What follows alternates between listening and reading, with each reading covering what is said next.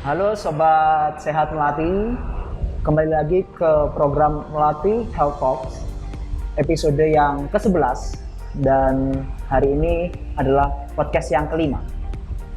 Perkenalkan, saya dengan Dr. Yusufa Ibnu Sinastiawan, selaku sebagai Satgas COVID-19 RSIA Melati Husada. Hari ini kita akan membahas topik tentang reinfection atau reinfeksi pada COVID-19. Ketika kita membahas tentang infeksi berulang atau reinfeksi, orang-orang pasti akan bertanya, kenapa bisa sih orang yang sudah kena COVID, terus kembali kena COVID lagi yang kedua?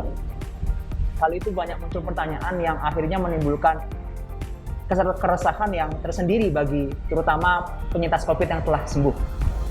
Ya, pada hari ini, alhamdulillah, di sebelah saya sudah ada pakar kesehatan yang muda, luar biasa dan energik sekali ya dok ya. Pada hari ini saya perkenalkan pemateri kita, pembicara kita adalah Dr. Iwal Reza Hadi ya dok ya. Spesialis penyakit dalam. Ya dokter, bagaimana keadaan jenengan? Alhamdulillah baik dokter. Selama ini sibuk apa dok? Selama ini ya sibuk seperti biasa ya, seperti jenengan juga, kita sama-sama di garda terdepan untuk penanganan COVID ya, baik yang ada di lingkungan sekitar kita di Malang Raya ini ya, begitu juga dengan sebagai pendidik juga di Fakultas Kedokteran UIN Malang. Oh, berarti ada dua dok ya kegiatannya sekarang. Alhamdulillah sekali. Begini dok, memang pada dasarnya kalau beberapa bulan belakangan ini ada keresahan yang mungkin muncul dok, terutama ada setelah adanya vaksin, kemudian ada lagi kejadian reinfeksi pada COVID. Kalau dokter boleh menjelaskan dok terkait itu, bagaimana dok ya informasi yang bisa kita dapatkan dok terkait reinfeksi pada COVID ini? Terima kasih dokter Yusufa. Salam sehat untuk para pemirsa sekalian ya. Perlu diketahui bahwa reinfeksi pada COVID bisa terjadi pada penyintas COVID. Artinya siapa yang sudah terkena COVID ya sangat mungkin untuk terkena infeksi lagi ya. Nah, perlu kita pahami apa itu definisi daripada reinfeksi. Nah, kalau kita lihat reinfeksi itu pernah terkena COVID atau pernah terdiagnosa COVID karena terpapar ulang oleh virus corona, maka dia terinfeksi. Garis bawah di sini adalah bahwa dia sudah pernah sembuh, kemudian karena dia terpapar lagi, maka dia terinfeksi gitu. Nah, ini menarik. Jadi kenapa kok sudah terkena infeksi kemudian bisa terkena lagi ya? Padahal kita tahu bahwa memang yang diketahui kalau sudah terkena infeksi berarti kan dia sudah kebal gitu. Nah, kenapa kok bisa terjadi infeksi? Ternyata ada beberapa faktor yang menyebabkan ya. Jadi kalau kita lihat sih ada beberapa faktor resiko ya. Yang pertama biasanya sih karena faktor usia ya. Jadi usia lebih dari 65 tahun itu resiko terkena infeksinya lebih besar ya. Nah, ini terkait dengan adanya status imun yang rendah ya, pada pasien dalam pengobatan imunosupresi atau penekan imunitas ya. Contohnya pada pasien dengan cancer ya, dengan kemoterapi ya, atau pasien dengan autoimun ya seperti lupus ya, atau kondisi yang imunnya rendah, contohnya pada orang dengan HIV ya, HIV AIDS ya, itu juga memiliki resiko terhadap reinfeksi. Atau justru mungkin OTG ya, orang tanpa gejala, dan infeksi sebelumnya dengan memiliki gejala ringan, ini memiliki resiko reinfeksi. Nah, kenapa ini bisa terjadi? Kok orang dulu udah pernah kena, nggak ada gejala, tapi kok mungkin bisa terjadi reinfeksi? Karena pada saat dia infeksi sebelumnya, antibodi atau kekebalan itu masih belum mencukupi lah untuk memberikan sifat protektif. Ada juga, nah selain daripada faktor dari host atau kita sebut pasien atau human atau manusia yang terkena, ada juga faktor virus. Nah, kita tahu kan ada beberapa strain-strain baru yang bisa menyebabkan infeksi. Nah, di sana sih sebenarnya ada kemungkinan strain tersebut lebih infeksius dan lebih kuat seperti itu.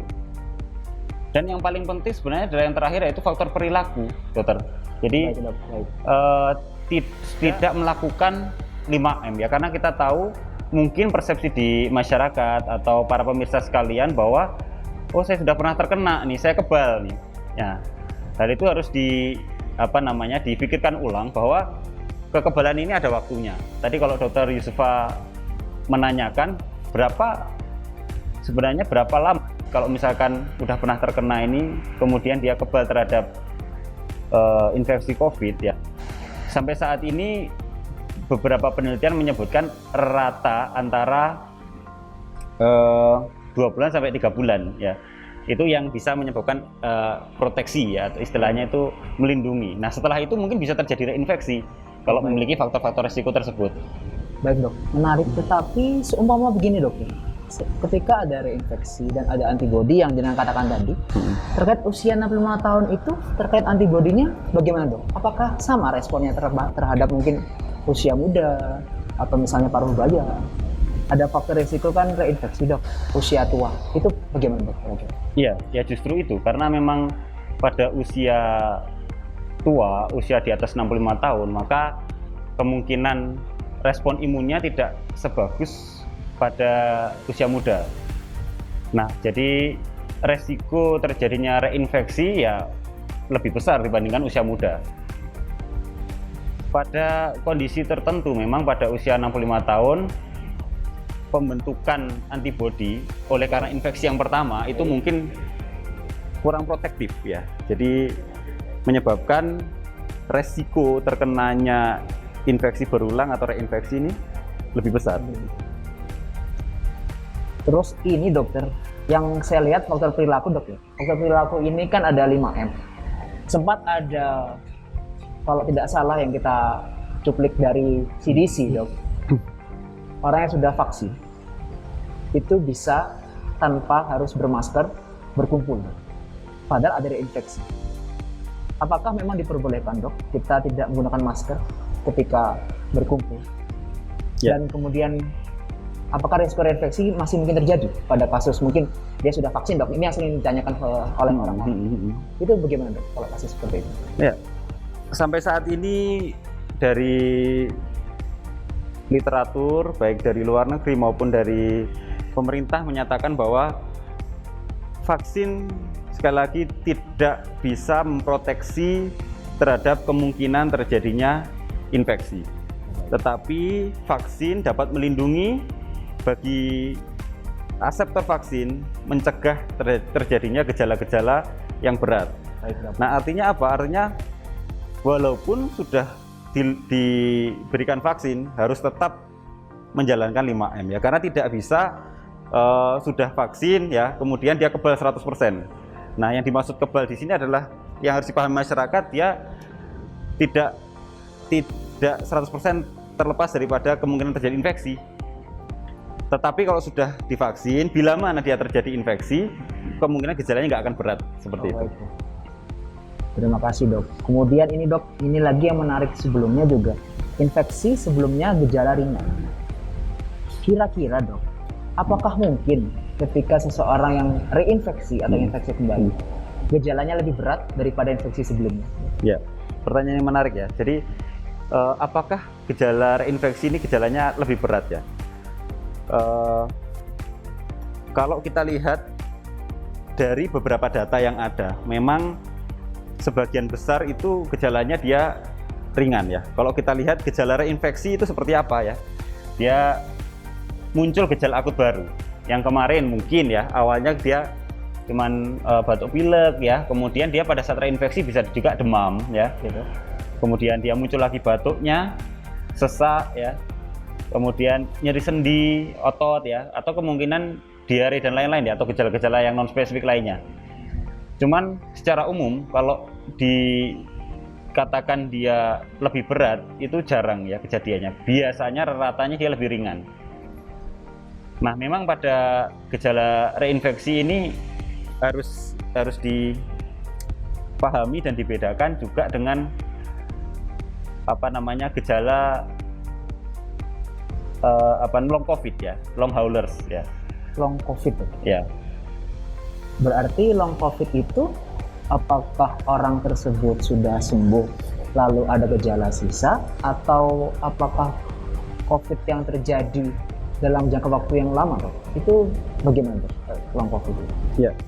Jadi kalau long COVID itu dia memang sebenarnya infeksi sebelumnya, tetapi gejalanya menetap. Ya. Nah ini Apakah sudah sembuh, Dok? Tetapi kalau kondisi long COVID? sudah. Oh, sudah sembuh. Sudah. Sudah sembuh, Dok. Jadi kondisi sudah sembuh itu dibuktikan dengan adanya swab antigen yang negatif ya, Oke. ataupun PCR yang negatif. Nah, yang membedakan dengan reinfeksi ini, kalau reinfeksi dia pernah sembuh, kemudian muncul gejala baru. Oh, baik. Dan dibuktikan oleh adanya pemeriksaan swab, di mana swab antigen maupun PCR-nya dia positif. Tapi kalau long COVID, dia sudah sembuh, tetapi gejalanya menetap gitu, masih sisa. Masih bisa, Dok. Nah ini yang membedakan. Jadi ada gejala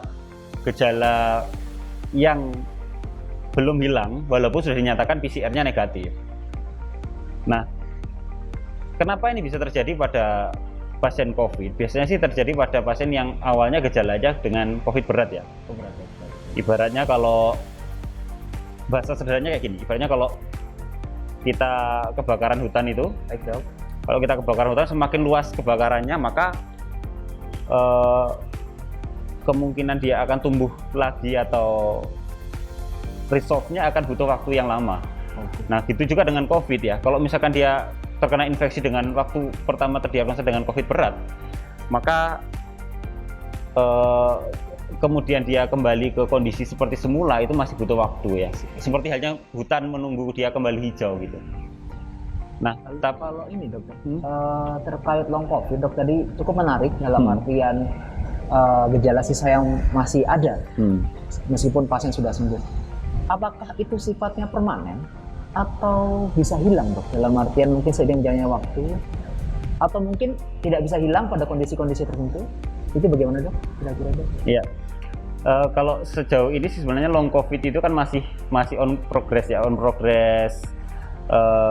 penelitian, artinya masih banyak diteliti di sana. Cuman yang kita pahami bahwa ketika terjadi kebakaran hutan, kemudian hutan itu habis, suatu saat dia akan tumbuh seperti halnya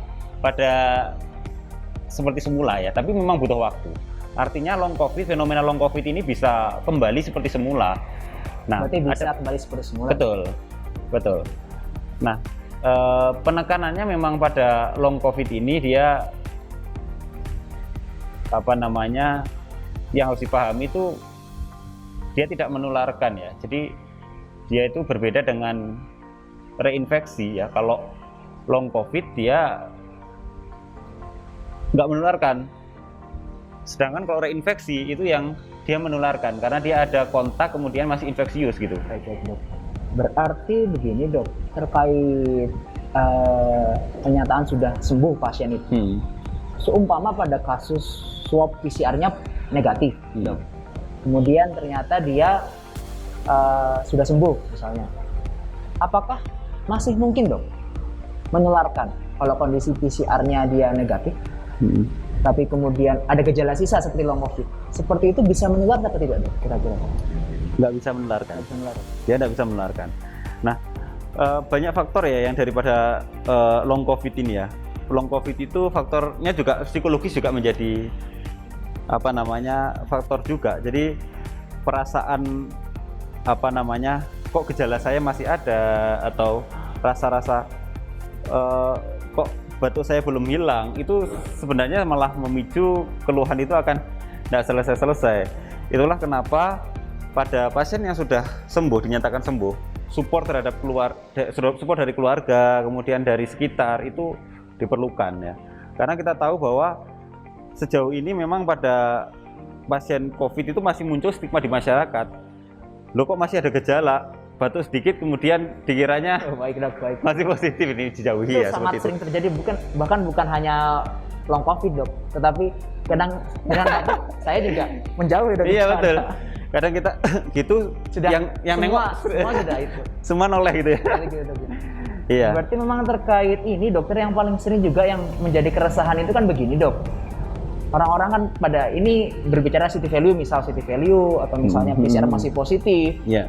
sudah isolasi sekitar 1 bulan, tapi kok PCR masih positif dok. Nah, apakah PCR memang hanya indikator kesembuhan itu hanya PCR terkait ini?